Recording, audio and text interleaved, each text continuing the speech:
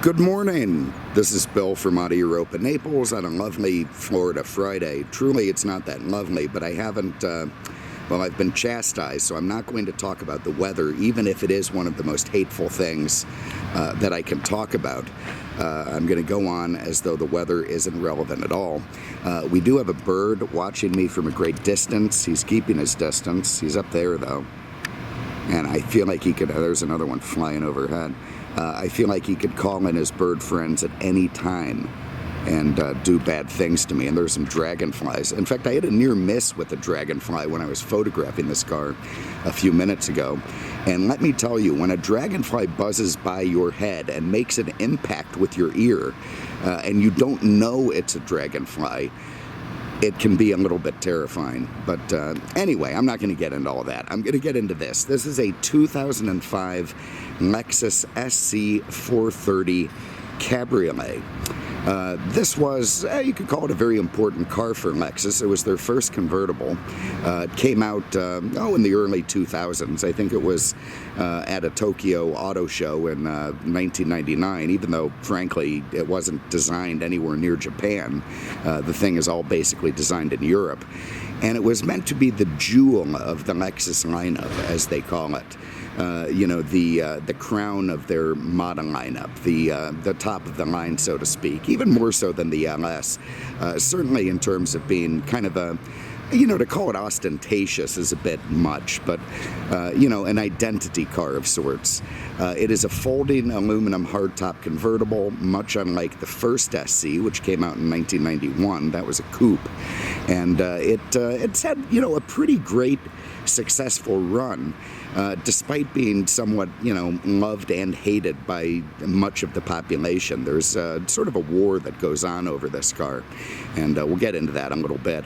The thing that I think about this, when I look at it, when I drive it, I wish that Lexus had just designed it for Buick and made it the new Riviera when it came out, because it would have been epic. This is inarguably the finest modern Buick Riviera that ever would have been built. But anyway, we'll get into it. The styling, I think quite attractive. I like those big xenon lamps up front. I like the sort of the high belt line in it. You're almost sitting up to your shoulders like a bathtub when you're in this car. A little stubby back, flowing curves. What Lexus did is they sent their design team to Côte d'Azur. I hope I'm saying that correctly. I'm a bit of an ignorant American type. But over, the south of France. And they gallivanted around the south of France for, a few months, maybe even a year, trying to come up with a design for this car. And what they did was sort of zero in on I'm sure they zeroed in on like the Armani store. And, walked around having, very nice glasses of wine and such. But, when they were working, they went to the harbor and they looked at all these Italian super yachts. And they styled the car after them. And, when you look at it down the side, you can sort of see that, the sort of arched fenders, the way it sort of dips down on an angle into the bumper, does have the appearance of one of those very high-end Italian yachts, so all very snazzy. You can see the world's most complicated wheels. I don't know why they have to be that complicated, but they are, but they work fine. Look at the twice pipes on this thing. I mean, it's got, it looks like an LS1, or LS3 Camaro or something. I mean, big twice pipes on the back of this thing, letting that V8 breathe. Nice little lip spoiler there on the back of the trunk. Very high rear headrests, which of course double as rollover protection, but they are quite visible. And it is a very neat and handsome, look at the flies. All morning it's been bugs, flies and bugs, in my ear canal even. One flew into my ear, it was revolting. Anyway, the design is quite neat and unique, and I think just looks terrific. But of course, not everybody agrees. But all right, well, let's get into this thing.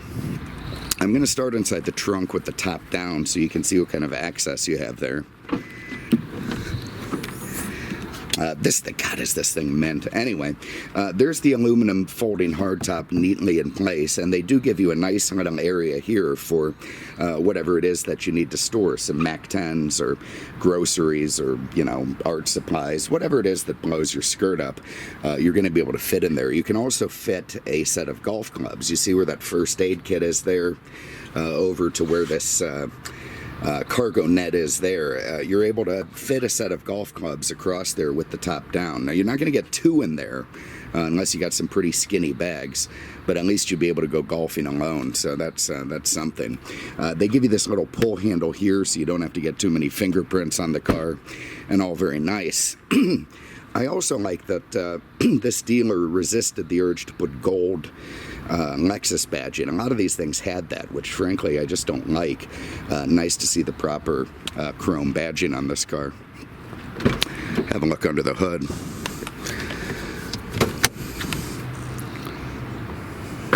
You know, the way that I see this car, it's like kind of like the last generation Ford Thunderbird, except it made more sense.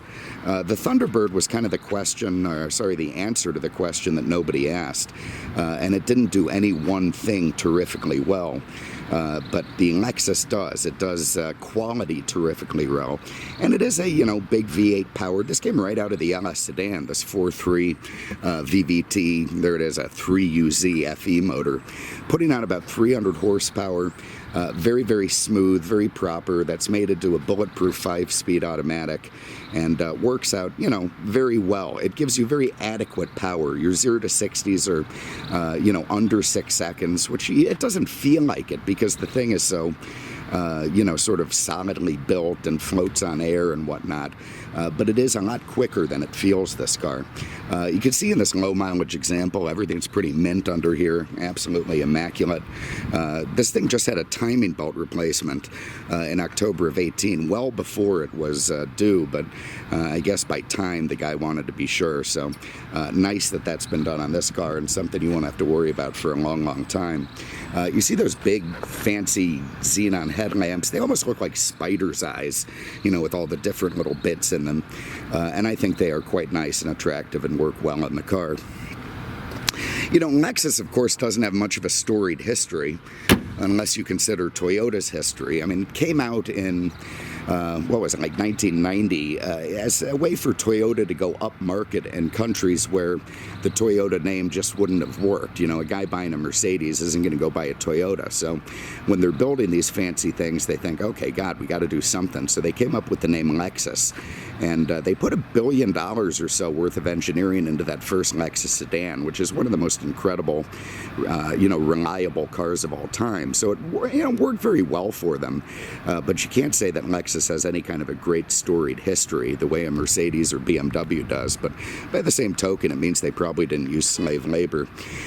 You see it has run flats on there, a set of Dunlops. Those are proper tires. I'm not a big fan of run flats, but it's what this car is supposed to have, so I suppose it's fine. And god damn, is this thing just immaculate. Just absolutely immaculate. This is a really clean one. I like the little chrome bits in the mirrors. All very, very nice stuff. All right, let's have a look inside. Okay, here is where this particular car gets pretty damn attractive. I absolutely love this natural leather. Gorgeous color for the interior of this car. I like the way it contrasts with the black. I like the burlwood trim instead of the lighter stuff that they had. And everything looking just absolutely lovely. Very, very nice indeed. Now, the back seats are another story. I presume that they're there for, you know, insurance reasons in socialist countries. So a 2-seat car probably costs twice as much on insurance as a 4-seat car. But I mean, who are you going to stuff back there? Your Canadians, no way. I mean, they'll get in it, but man, will they hate you. Otherwise, we're talking infants, you know, thalidomide babies. I don't know what you're going to stuff back there, but they are going to be miserable, and they'll probably stab you in the neck if you make them sit back there. They do give you some cup holders, though. No, not even a cup holder. Some little place to store the stiletto you're going to use to stab the front seat passengers. I like the little touches, like the way they have these clippy things that maintain the seat belts for you. I think that's all very nice. They give you a nice little muted windscreen here. And anyway, the fit and finish of this thing is tremendous, but you're not going to appreciate it from the back seat. I also do like the Lexus logo emblazoned in the back of them, and anything in the pocket. Looks like you might have even cleaned in there. Shocking. Probably just came in clean. Anyway, there it is. But the front seats, now, different story. Very luxurious, very lovely. I like the white contrasting stitching. You can see it's got all the power adjustments. Other than recline. No, that's not. What is that? That's it does have it has a power recline and the pull, of course, so you can release it and let your miserable backseat passengers in. Door panel, nicely styled, beautiful materials, lovely fit and finish. You have to remember, again, this was a halo car for Lexus. I mean, they were really building something to, make people appreciate the brand. So they probably went above and beyond on the styling, more so than they usually do. You see it's got the memory seat stuff there. Of course, your window controls. These are all right out of a Toyota, but again, when you put that kind of engineering into a window switch, you know it's going to work for years and years, and that's a good thing. You've got Mark Levinson sound. That's a little mid-range speaker. You got a tweed up top. Very good radio in this car. And I do believe these are illuminated door sills. You just can't see them in this light. All right, let's hop in. Here's our detailer again. You know, this car was absolute gravy, and he still cried about it. You know, he couldn't get the spot off the hood or something. But anyway, I went back there and I removed it with a bit of compound in 10 seconds. All right, very nice and quiet the way it fires to life. This car is not trying to be in any way a sports car or race car. It's just trying to be a very well-built, solid machine that transports two, and let's be honest about that, two occupants in tremendous luxury and style. You've got this very nice wood and leather steering wheel with a kind of weird, ridiculous, it looks like what you're supposed to put in a watch opener to remove this thing. I mean, it's kind of strangely designed, but I'm sure one of those nitwits who was running around the Côte d'Azur has a reason for that. You got multi-function stuff there in the wheel. You got your power mirrors over here, nice and easy to find, your light switch stalk, your wiper stalk, very simple laid out instrument cluster, 180 mile an hour speedo, which is obviously a bit ambitious, 6,000 limit on the tach, your fuel and your temp, just what you need, nothing else. You see just 36,000 miles on the clock of this thing, and man, does it look it. Does it ever look it. Over here, this is another thing that I like, is the way Lexus did all of this with the beautiful wood and the hidden compartments. And again, God, would this have worked as a Riviera? Would it ever? Oh, God, I would love this car if it had Buick logos on it, even more. But anyway, here's the neat thing. So your nav screen, you press this guy here, the open button, and look at that, up it pops. You've got a little touch screen thing there, so you can get all your DNA on the screen. So one thing I hate about touch screens, it looks like there was a murder scene after, a few days of usage. You got to clean them all the time, but whatever. There you see the navigation. You could get into setting up the telephone. I don't know why we have this set to 85. That's pretty freaking hot. Let me turn that off for a minute.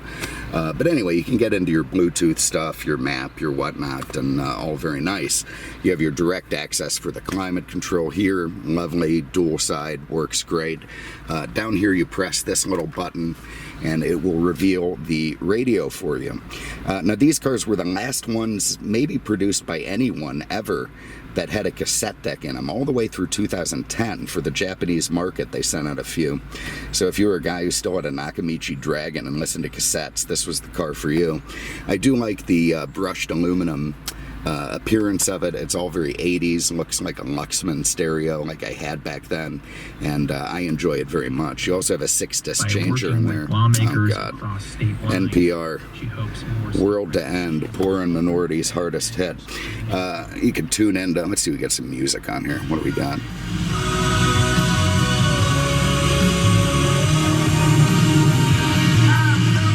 Ozzy Osbourne. It's a bit early for that. Anyway, all very nice, and when you want to turn it off, press that button, press this guy, and down comes that lovely wooden thing. Now, as I like to point out with this, if this were a BMW or a Mercedes, the chance that this stuff would be broken would be like 100%. Being a Lexus, it's still working. You got a glove box. Oh my God, that's a stretch for an old guy. Nice set of books in there, proper glove box, airbags, lovely.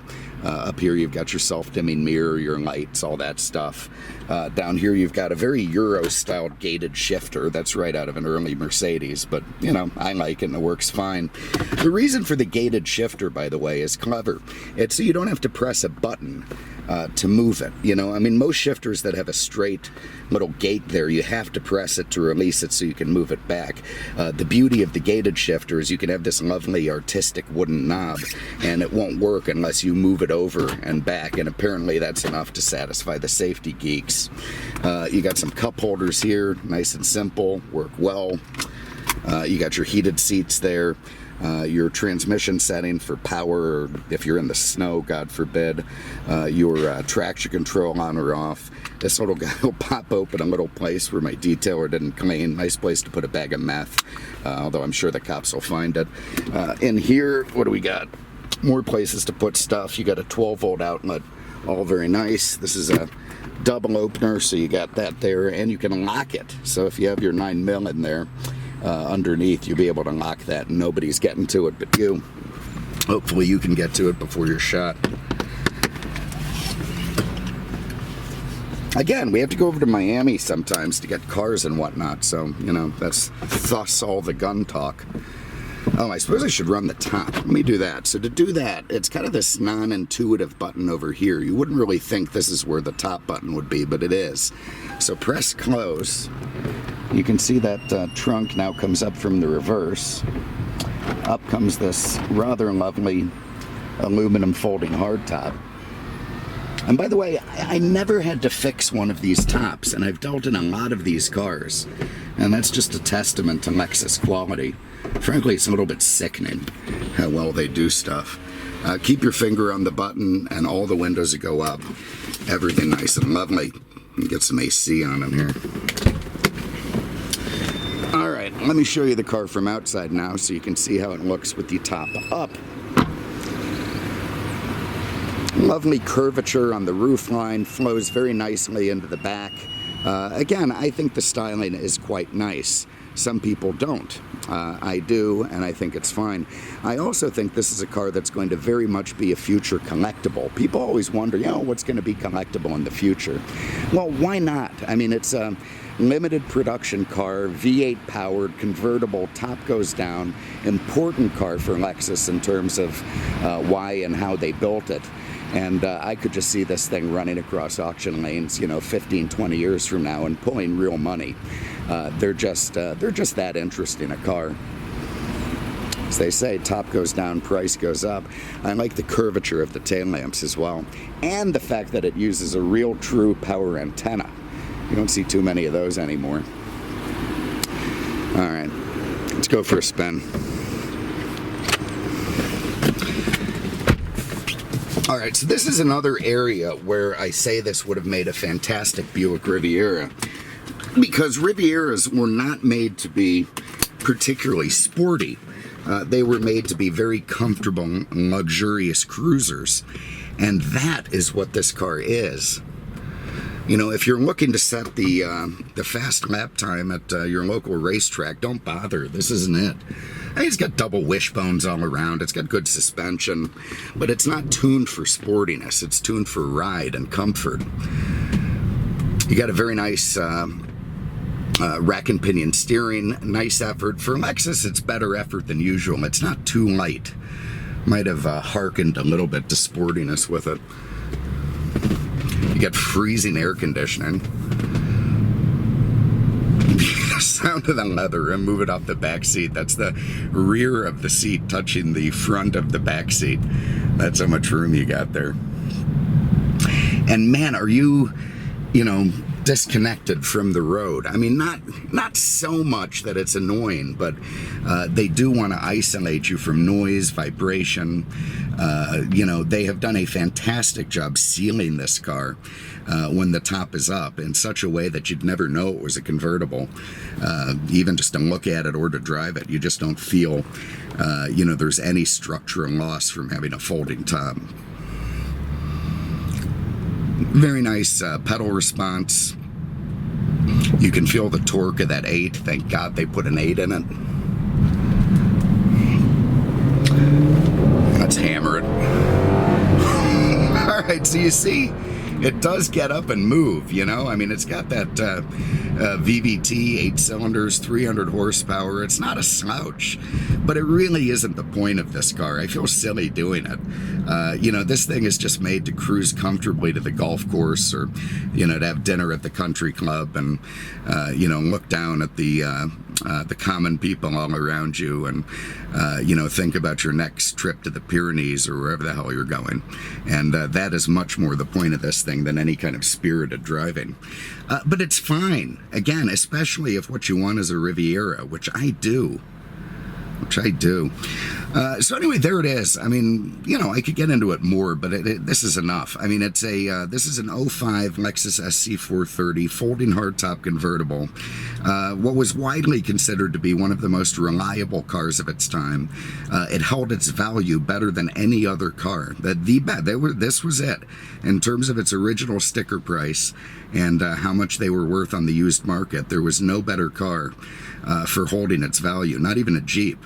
So that tells you something. I don't know if that's still true today, but it was true back, you know, when this car was being produced. It's lovely to drive. It has a nice feeling.